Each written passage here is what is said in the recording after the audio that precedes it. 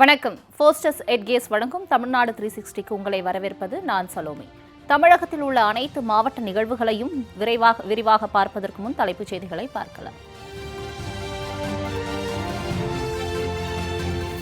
தேன்கனிக்கோட்டை அருகே இடிந்து விழும் அபாய நிலையில் தொகுப்பு வீடுகள், மேற்கூரைகள் பெயர்ந்து விழுவதால் தெருவில் தஞ்சமடைந்துள்ள மக்கள்.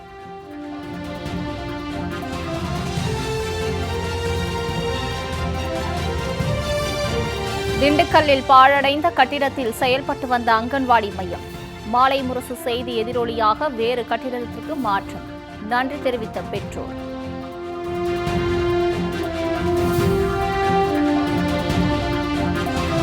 தேனி பெரியகுளம் பகுதியில் முதல் போக நெல் அறுவடை பணிகள் தீவிரம், உரிய நேரத்தில் மழை பெய்து அதிக மகசூல் கிடைத்துள்ளதால் விவசாயிகள் மகிழ்ச்சி.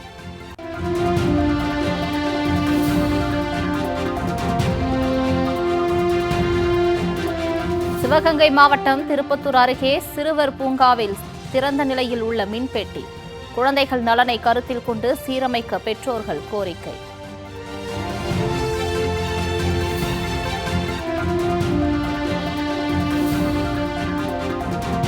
புவிசார் குறியீடு கிடைத்தும் அழிவின் பாதையில் உள்ள திண்டுக்கல் பூட்டு தயாரிப்பு தொழிலின் இன்றைய நிலை குறித்து விளக்கும் செய்தி தொகுப்பு.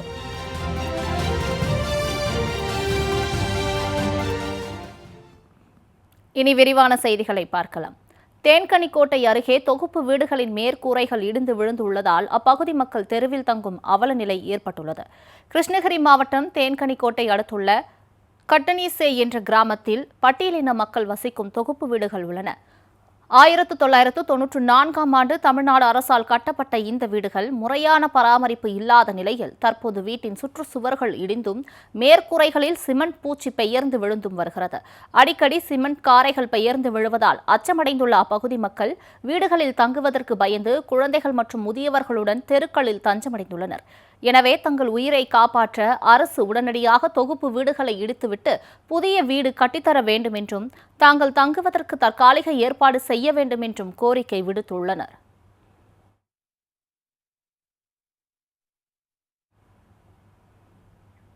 திருப்பத்தூர் சிறுவர் பூங்காவில் திறந்த நிலையில் ஆபத்தான வகையில் இருக்கும் மின்பெட்டியால் பொதுமக்கள் அச்சமடைந்துள்ளனர்.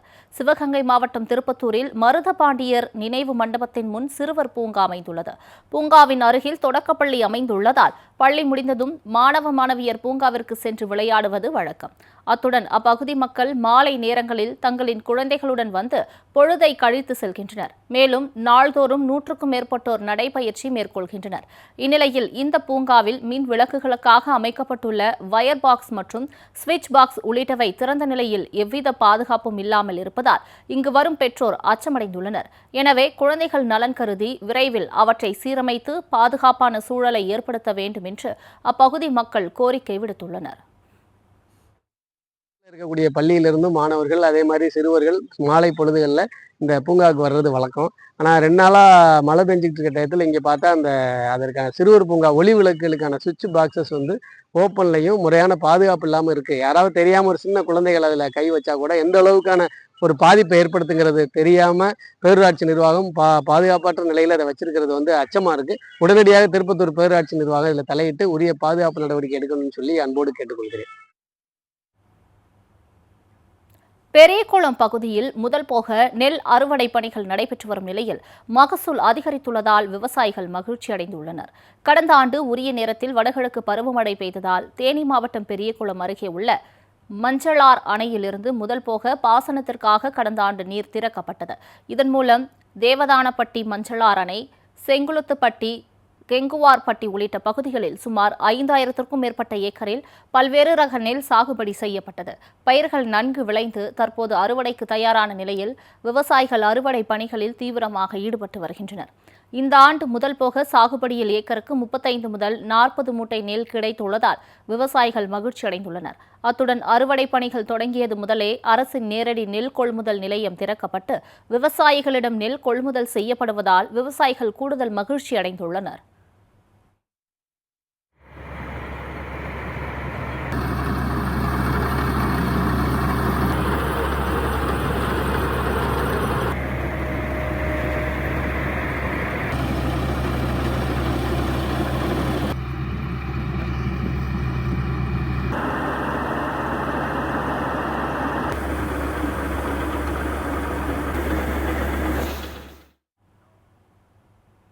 சாலையில் திரிந்த மாடு முட்டி 5 மாத குழந்தை உட்பட 3 பேர் படுகாயமடைந்த சம்பவம் கோவையில் பரபரப்பை ஏற்படுத்தியுள்ளது.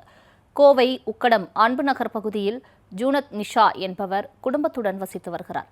இந்நிலையில் தனது 5 மாத குழந்தையுடன் இரவு தொழுகைக்கு சென்று வந்துள்ளார். அப்போது புள்ளுக்காடு பகுதியில் 2 மாடுகள் சண்டையிட்டுக் கொண்டிருந்த நிலையில் அதில் ஒரு மாடு நிஷாவை முட்டி தள்ளியது. இதில் தாயும் குழந்தையும் படுகாயமடைந்தனர். இதற்கிடையில் தடுக்க வந்த சாஹிப் என்பவரையும் மாடு தாக்கியது. இதையடுத்து படுகாயமடைந்த 3 பேரையும் அருகில் இருந்தவர்கள் மருத்துவமனையில் அனுமதித்தனர். தொடர்ந்து மாட்டின் உரிமையாளர் மீது உரிய நடவடிக்கை எடுக்க வேண்டும் என போலீசில் புகார் அளிக்கப்பட்ட நிலையில் சம்பவம் குறித்து உக்கடம் போலீசார் விசாரணை மேற்கொண்டு வருகின்றனர்.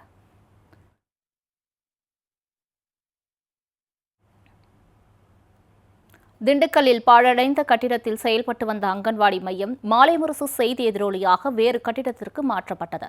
திண்டுக்கல் மாவட்டம் பாலகிருஷ்ணாபுரம் ஊராட்சிக்குட்பட்ட பூங்கொடை கிராமத்தில் அங்கன்வாடி மையம் செயல்பட்டு வருகிறது. கடந்த 15 ஆண்டுகளுக்கு முன்பு கட்டப்பட்ட இந்த அங்கன்வாடி கட்டிடம் முறையான பராமரிப்பு இல்லாத நிலையில் முழுவதும் சிதிலமடைந்து இடிந்து விழும் நிலையில் உள்ளது. இந்த கட்டிடத்தில் குழந்தைகள் ஆபத்தான முறையில் கல்வி பயின்று வந்தனர். நமது மாலை முரசு தொலைக்காட்சியில் நேற்று முன்தினம் இந்த அங்கன்வாடியின் அவலநிலை குறித்து செய்தி ஒளிபரப்பானது. இந்நிலையில் செய்தி எதிரொலியாக மாவட்ட ஆட்சியர் சரவணன் மற்றும் சம்பந்தப்பட்ட துறை அதிகாரிகள் நேரில் ஆய்வு மேற்கொண்டனர். அங்கன்வாடி கட்டிடத்தின் நிலையை கண்டு அதனை புதுப்பிப்பதற்கு தேவையான திட்ட மதிப்பீடு செய்துள்ளனர். அத்துடன் அங்கன்வாடி கட்டிடத்தை பூட்டி அதே பகுதியில் உள்ள வாடகை கட்டிடத்திற்கு மாற்றப்பட்டுள்ளது. இதனால் செய்தி வெளியிட்ட மாலை முரசு தொலைக்காட்சிக்கு பெற்றோர்கள் நன்றி தெரிவித்துக் கொண்டனர். பால்வாடி அங்கன்வாடி ரொம்ப டேமேஜாக இருக்குது அப்படின்னு சொல்லி கம்ப்ளைண்ட் பண்ணியிருந்தோம். அது கலெக்டர் இப்போ உத்தரவு கொடுத்து அதை இப்போ அங்கன்வாடியை இப்போ வேறு இலக்கம் மாற்றிருக்காங்க. அதை சரி செய்கிறேன்னு உத்தரவு போட்டிருக்காங்க.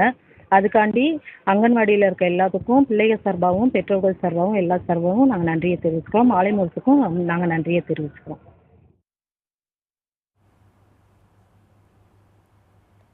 சாலையின் குறுக்கே தாழ்வான நிலையில் உள்ள மின்கம்பிகளால் ஆபத்து ஏற்படும் அபாயம் உள்ளதாக பொதுமக்கள் அச்சம் தெரிவித்துள்ளனர். கிருஷ்ணகிரி மாவட்டம் புது மோட்டூர் பகுதியிலிருந்து சிங்கல் கதிரம்பட்டிக்கு செல்லும் சாலையில் மின்வாரியம் சார்பில் மின்கம்பங்கள் நடப்பட்டுள்ளன. இந்த மின்கம்பங்கள் குறைவான உயரம் கொண்டிருப்பதால் அவ்வழியாக செல்லும் சரக்கு வாகனங்கள், லாரிகள் மீது மின்கம்பிகள் உரசி தீப்பொறி ஏற்படுவதாகவும், வாகனங்கள் செல்லும் வரை சவுக்கு கம்பியை பயன்படுத்தி மின்கம்பிகள் உரசாதவாறு தூக்கி பிடிக்கும் நிலை உள்ளதாகவும் பொதுமக்கள் குற்றம் சாட்டுகின்றனர்.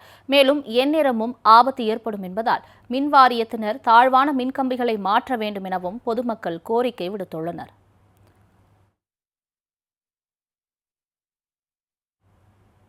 கொடைக்கானலில் மார்ச் மாதத்தில் பூக்கும் கிளிர்சிட்டியா செபியம் மலர்கள் பூத்து குலுங்குகின்றன. திண்டுக்கல் மாவட்டம் கொடைக்கானலில் காலநிலைக்கு ஏற்ப பூக்கள் மலர்வது வழக்கம். இப்போது மார்ச், ஏப்ரல், மே மாதங்களில் பூக்க மற்றும் கனியாகக்கூடிய பூக்கள் மலர தொடங்கியுள்ளன. அந்த வகையில் கிளிரிசிட்டியா செபியம் மலர்களும் பூக்க ஆரம்பித்துள்ளன. தென் அமெரிக்காவை பூர்வீகமாக கொண்ட இந்த பூக்கள் வேகமாக வளரும் தன்மை கொண்டவை. மண்ணுக்கு அத்தியாவசிய ஊட்டச்சத்துக்களை வழங்குவதால் இவற்றின் இலைகள் பசுந்தாள் உரமாகவும் பயன்படுகிறது. மேலும் கோடை காலங்களில் பொதுமக்கள் மற்றும் கால்நடைகளுக்கு நிழல் தரும் மரமாகவும் திகழ்கிறது.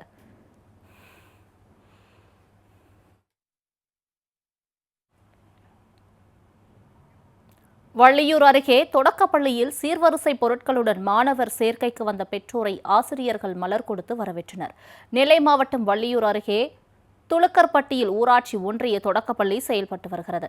இப்பள்ளியில் 120 மாணவ மாணவியர் பயின்று வருகின்றனர். இந்நிலையில் 2025-26 ஆண்டுக்கான மாணவர் சேர்க்கை நடைபெற்றது. இதில் 1ஆம் வகுப்பு சேர்வதற்காக 15 மாணவ மாணவிகள் தங்கள் பெற்றோருடன் வந்திருந்தனர். மாணவர்களை பள்ளியில் சேர்க்க வந்த பெற்றோர் பழங்கள், இனிப்பு வகைகள் உள்ளிட்ட சீர்வரிசை பொருட்களுடன் வந்தனர். இவர்களை ஆசிரியர்கள் ரோஜா செடிகள் கொடுத்து வரவேற்றனர். அத்துடன் சிலம்பம் சுற்றியும் கைத்தட்டியும் வரவேற்றனர்.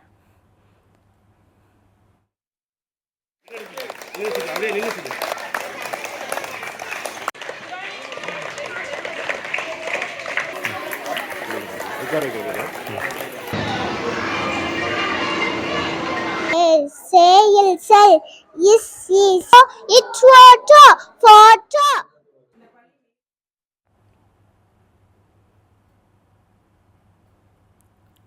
இதேபோன்று ராமநாதபுரம் மாவட்டம் பரமக்குடி அருகே தோளூர் அரசு ஊராட்சி தொடக்கப்பள்ளி செயல்பட்டு வருகிறது. 50 ஆண்டுகளுக்கும் மேலாக செயல்பட்டு வரும் இப்பள்ளியில் மாணவர் சேர்க்கை குறைந்து வந்தது. இதனால் பள்ளியில் அடிப்படை வசதிகளை மேம்படுத்தும் வகையிலும் மாணவர்கள் சேர்க்கையை அதிகப்படுத்தும் வகையிலும் தோளூர் கிராம மக்கள் பள்ளிக்கு கல்வி சீர் வழங்கினர்.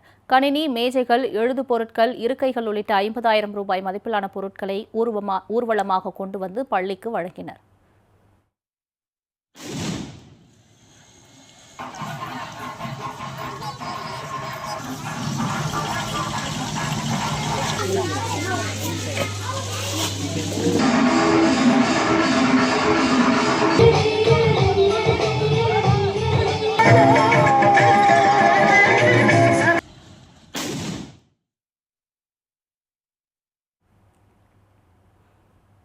காளையார்கோவில் அருகே 20 ஆண்டுகளாக கொத்தடிமையாக இருந்த நபரை மீட்ட அதிகாரிகள் அவரது குடும்பத்தினரிடம் ஒப்படைத்தனர். சிவகங்கை மாவட்டத்தில் கொத்தடிமைகள் மீட்பு தினத்தை ஒட்டி தொழிலாளர் நலத்துறை அலுவலர் திருமதி முத்து தலைமையிலான குழுவினர் ஆய்வு மேற்கொண்டுள்ளனர். அப்போது காளையார்கோவில் பகுதியில் ஆடு மேய்த்துக் கொண்டிருந்த நபரை விசாரணை செய்துள்ளனர். அப்போது தனது பெயர் அப்பாராவ் என்றும் தான் ஆந்திராவை சேர்ந்தவர் என்றும் அவர் 20 ஆண்டுகளுக்கு முன் ரயிலை தவறவிட்டதாகவும் கூறியுள்ளார். ஊர் செல்ல பணமில்லாத நிலையில் வேலைக்கு சேர்ந்ததாகவும் வேலையில் சம்பளம் தராமல் உணவு மட்டுமே கொடுத்து தன்னை வேலைக்கு வைத்துக் கொண்டதாகவும் கூறியுள்ளார். இதனையடுத்து அப்பாராவை மீட்ட அதிகாரிகள் அவரது குடும்பத்தை தேடி கண்டுபிடித்து அவர்களிடம் ஒப்படைத்தனர். 20 ஆண்டுகளுக்கு பின் மகளையும் மருமகனையும் கண்ட அப்பாராவ் கதறி அழுதார். பின்னர் அதிகாரிகள் அவர்களை ஊருக்கு அனுப்பி வைத்தனர். இந்த சம்பவம் பெரும் நெகிழ்ச்சியை ஏற்படுத்தியது.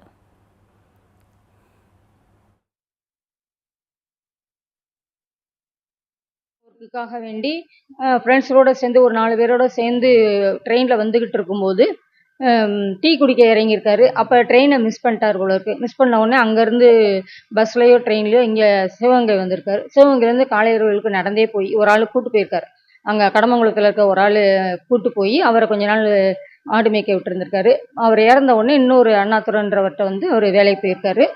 வேலைக்கு போயிட்டு 20 வருஷமாக அவர் அங்கே தான் இருந்திருக்காரு. அவரை விசாரித்தப்ப அண்ணாதுரையும் 20 வருஷம் இங்கே இருந்திருக்காருன்னு சொன்னார். இவர் அப்பாராவும் 20 வருஷம் இருந்திருக்கேன்னு சொன்னார். அந்த 20 வருஷமாக அவர் வந்து சம்பளமும் கொடுக்கல. ஆனால் சாப்பாடு போட்டிருக்காரு. சாப்பாடு போட்டு வீட்டில் இது ஒரு ஆள் மாதிரியே பார்த்துருக்குறாரு. சம்பளம் கொடுக்கல அப்படின்ற கான்செப்டில் வந்து இவர் கொத்தடிமை தொழிலாளர் வர்றதுனால இவரை கொத்தடிமை தொழிலாளராக ரெஸ்கியூ பண்ணி இப்போ அவங்க ஃபேமிலியோடு அனுப்பி வைக்கிறோம். ஃபோஸ்டஸ் எட்கேஎஸின் தமிழ்நாடு 360ல் அடுத்து வருவது உங்கள் ஊர் நிகழ்வுகளை விரைவாக வழங்கும் உள்ளூர் எக்ஸ்பிரஸ்.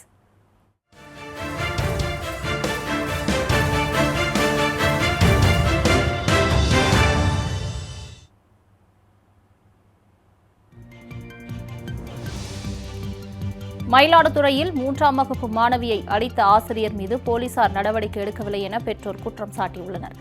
மணக்குடி பகுதியைச் சேர்ந்த செந்தில்குமார் என்பவரது மகள் பிரணவி பிரபல தனியார் பள்ளியில் 3ஆம் வகுப்பு படித்து வருகிறார். இந்நிலையில் மாணவி பிரணவி வகுப்பில் நடக்கும் சுய தேர்வுக்கு தயாராகவில்லை என கூறி ஆசிரியர் கன்னத்தில் அடித்ததாக கூறப்படுகிறது. இதனால் மாணவியின் கன்னம் வீங்கிய நிலையில் பெற்றோர் அவரை மயிலாடுதுறை அரசு மருத்துவமனையில் அனுமதித்தனர். எழுதிட்டு வரல, செல்ஃப் டெஸ்ட் எழுதிட்டு வரல, ஏன்னு கேட்டிருக்காங்க. நான் எழுதலை, எனக்கு தலைவலிச்சுன்னு சொல்லியிருக்காங்க. தலைவலிச்சதுன்னா நீ வீட்டிலே இருக்க வேண்டியதானே, செத்து தொலை வேண்டியதானே, ஏங்க வந்து உயிரை வாங்குற அப்படின்னு கட்ட வார்த்தை சொல்லி திட்டிட்டு அடித்து கன்னத்தில் நகத்தால் பூரி காயம் ஏற்படுத்தியிருக்காங்க. 9:15 மணி அளவில் நான் வந்து ஜிஹெச் அரசு மருத்துவமனையில் வந்து சிகிச்சைக்காக சேர்த்துருக்கேன்.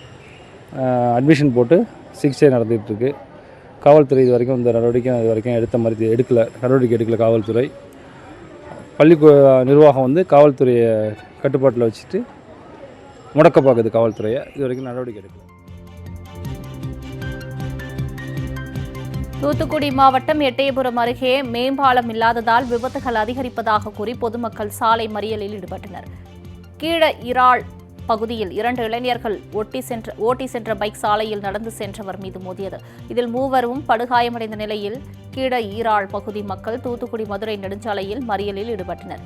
கீழ ஈரால் பகுதியில் தொடர்ந்து விபத்துகள் அதிகரித்து வருவதால் அப்பகுதி மக்கள் மேம்பாலம் அமைத்து தருமாறு மாவட்ட நிர்வாகத்திற்கு கோரிக்கை விடுத்துள்ளனர். போலீசார் பேச்சுவார்த்தையை தொடர்ந்து இப்போராட்டம் கைவிடப்பட்ட நிலையில் அப்பகுதியில் 2 மணி நேரத்திற்கு மேலாக போக்குவரத்து பாதிக்கப்பட்டது.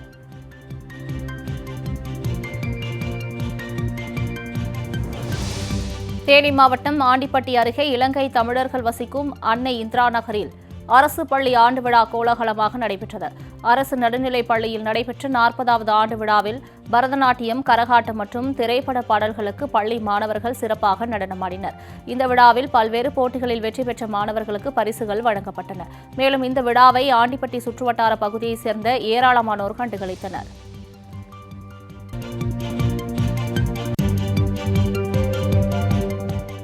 மாவட்ட வனத்துறை சார்பில் திருவண்ணாமலை அரசு கலைக்கல்லூரியில் மாணவர்களுக்கு காலநிலை மாற்றம் குறித்த விழிப்புணர்வு மற்றும் மரம் நடும் நிகழ்ச்சி நடைபெற்றது. இந்த நிகழ்ச்சிக்கு மாவட்ட வன அலுவலர் யோகேஷ்குமார் கார்க் தலைமை தாங்கினார். அப்போது பேசிய அவர், தற்போது ஏற்பட்டு வரும் பருவநிலை மாற்றத்தால் வரும் காலங்களில் பல்வேறு பாதிப்புகள் ஏற்பட வாய்ப்புள்ளதாகவும், பருவநிலை மாற்றத்தினை கட்டுப்படுத்த நாம் அனைவரும் மரக்கன்றுகளை நட்டு பராமரிக்க வேண்டும் என்றும் கூறினார். மேலும் காலநிலை மாற்றத்தை தவிர்க்க மேற்கொள்ள வேண்டியவை குறித்து தெரிவித்தார். இந்நிகழ்ச்சியில் கல்லூரி பேராசிரியர்கள், மாணவ மாணவிகள் உட்பட பலர் கலந்து கொண்டனர்.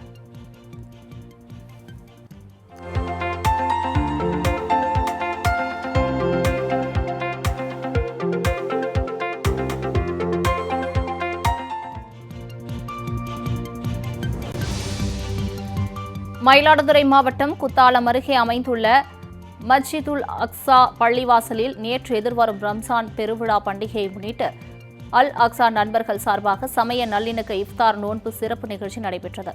இதில் 500க்கும் மேற்பட்ட மாற்று மத சகோதரர்கள், அனைத்து அரசியல் கட்சி பிரமுகர்கள் உள்ளிட்ட பலர் கலந்து கொண்டு சிறப்பித்தனர். இஃப்தார் நோன்பு திறப்புக்கு பின்னர் தொழுகை நடைபெற்றது. மேலும் இந்த நிகழ்ச்சி ஏற்பாடுகளை ஊர் ஜமாத்தாரர்கள், நிர்வாகிகள் மற்றும் அல் அக்ஸா நண்பர்கள் சிறப்பாக செய்திருந்தனர்.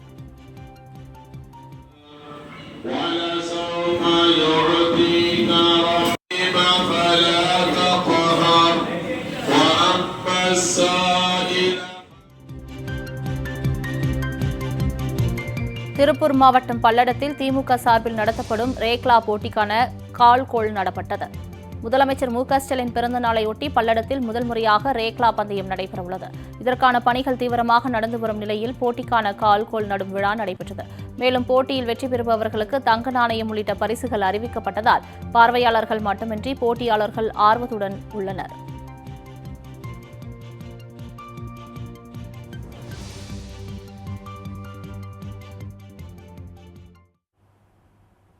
ஃபோஸ்டஸ் எட்கேஸ் வழங்கும் தமிழ்நாடு 360யில் மாவட்டங்களில் நடந்த விளையாட்டு செய்திகளை வழங்க வருகிறது விளையாட்டுக்களம்.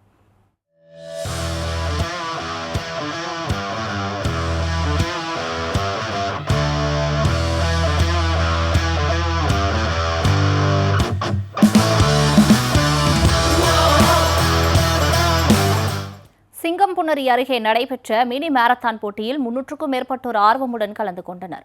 சிவகங்கை மாவட்டம் முறையூரில் பழமையான அரசு தொடக்கப்பள்ளி செயல்பட்டு வருகிறது.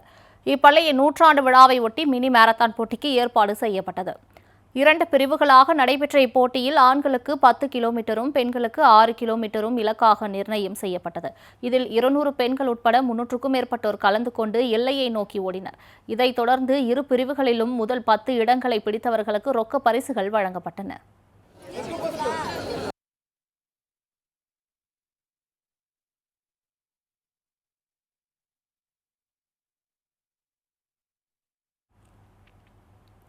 சிவகங்கை மாவட்டம் திருப்பத்தூர் அருகே மஞ்சுவிரட்டு போட்டியில் காளை முட்டி 28 பேர் படுகாயம் அடைந்தனர். சிவகங்கை மாவட்டம் ஏன்புதூர் கிராமத்தில் வெள்ளாள கருப்பர் கோவில் அமைந்துள்ளது. இக்கோவிலில் மாசி திருவிழாவை ஒட்டி ஆண்டுதோறும் மஞ்சுவிரட்டு போட்டி நடைபெறுவது வழக்கம். இந்த ஆண்டிற்கான விழாவை ஒட்டி நடைபெற்ற மஞ்சுவிரட்டு போட்டியில் வீரர்கள் உறுதிமொழி எடுத்துக் கொண்டனர். இதைத் தொடர்ந்து முதலாவதாக கோயில் காளை அவிழ்த்துவிடப்பட்டது. இதைத் தொடர்ந்து சிவகங்கை, திருப்பத்தூர், ராமநாதபுரம் உள்ளிட்ட பல்வேறு மாவட்டங்களில் இருந்து அழைத்து வரப்பட்ட 180க்கும் மேற்பட்ட காளைகள் களம் இறக்கப்பட்டன. மாட்டுக்கு பின்னாடி ஒருத்தர் மாத்திரம் ஒரு சுற்றுக்கு 25 வீரர்கள் களமிறக்கப்பட்ட நிலையில் காளைகள் முட்டி வீரர்கள், பார்வையாளர்கள் உட்பட 28 பேர் படுகாயமடைந்தனர். பின்னர் காயமடைந்தவர்கள் அருகில் உள்ள மருத்துவமனைக்கு அழைத்து செல்லப்பட்டது. பின்னர் வெற்றி பெற்ற வீரர்கள் மற்றும் காளைகளின் உரிமையாளர்களுக்கு சில்வர் அண்டா, தங்க நாணயம், ரொக்க பரிசு உள்ளிட்ட பரிசு பொருட்கள் வழங்கப்பட்டன.